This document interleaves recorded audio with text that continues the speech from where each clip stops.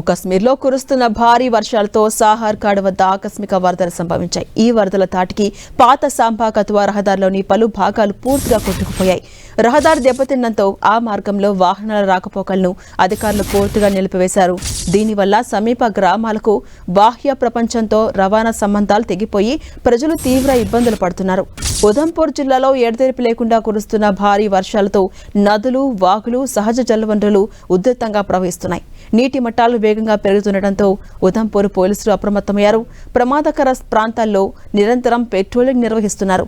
ప్రజలెవరూ కూడా ఉధృతంగా ప్రవహిస్తున్న వాగులు, జలాశయాల వద్దకు వెళ్లొద్దని, సురక్షిత ప్రాంతాల్లో ఉండాలని విజ్ఞప్తి చేస్తున్నారు. ఉధంపూర్లో కురుస్తున్న భారీ వర్షాలు తీవ్ర వినాశనం సృష్టిస్తున్నాయి.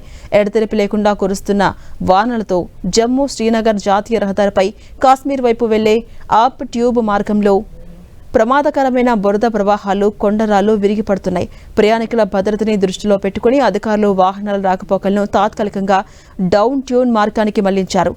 రహదారిపై పేరుకుపోయిన స్థలాలను తొలగించి మార్గాన్ని పునరుద్ధరించేందుకు national highways authority of India బృందాలు రంగంలోకి దిగి పనులను ముమ్మరం చేశాయి. ఇక జమ్మూ కాశ్మీర్లోని రియాసీ జిల్లాతో పాటు ఎగువన ఉన్న క్యాచ్మెంట్ ఏరియాల్లో కురుస్తున్న ఎడతెరిపి లేని భారీ వర్షాలతో సలాల్ డ్యాంకు వరద నీటి ప్రవాహం పోటెత్తింది.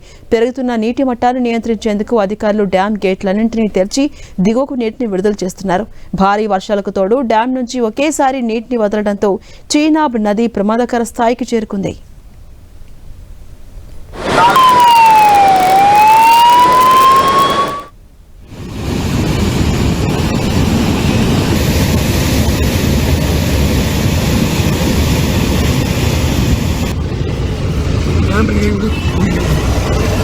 नदी